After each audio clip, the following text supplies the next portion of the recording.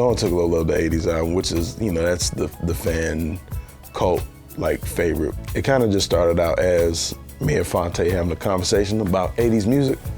A lot of it you could find gems within the stuff that didn't age well. We just thought about songs that were songs that we like, songs that were kind of near and dear to us, and songs that we felt could work better in a modern day context. You have a song that's written really well, but it's, surrounded by a bunch of poppy synth type stuff. I ended up doing a demo, just piano track over that drum track, so just drums and piano.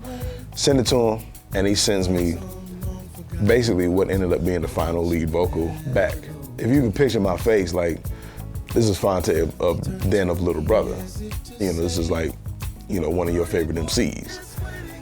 And he's sending you a vocal track back in this accent, singing Africa. It's gonna take a lot to drag me away from you.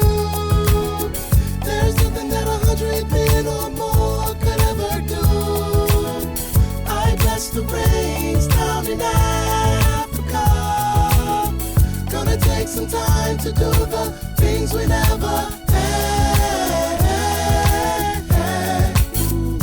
Songs that were at their heart really great, beautiful songs, but just the 80's kind of cheesy nostalgia can kind of cloud your judgment as to just how great the songs were. But if you were to take those songs and put them in a modern day kind of soul, in a black context, then it's oh shit, this shit jamming. I bless the rains down in Africa. I bless the rains down in Africa. I bless the rains down in Africa. Bless the rains down in Africa. And we was yo, what's the whitest song we can do? That's literally the conversation. What is just the whitest song we can do, man? Take On Me.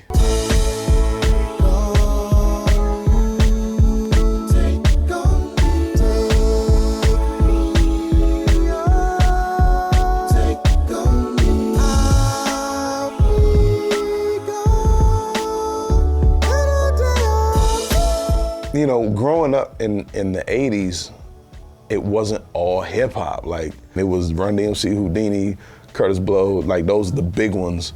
Outside of that, you're listening to Toto, you're listening to Aha, and you're getting exposure from all these different voices and textures and styles of music.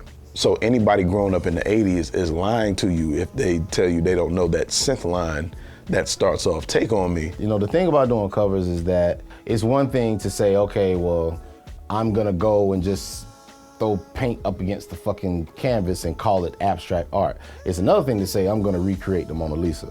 You know what I'm saying? Because if you can recreate the Mona Lisa, people have a frame of reference for what that is, and they know oh shit, this nigga really draw. He remade the Mona Lisa, you know what I'm saying? So it definitely is a thing for you can kind of get your chops together.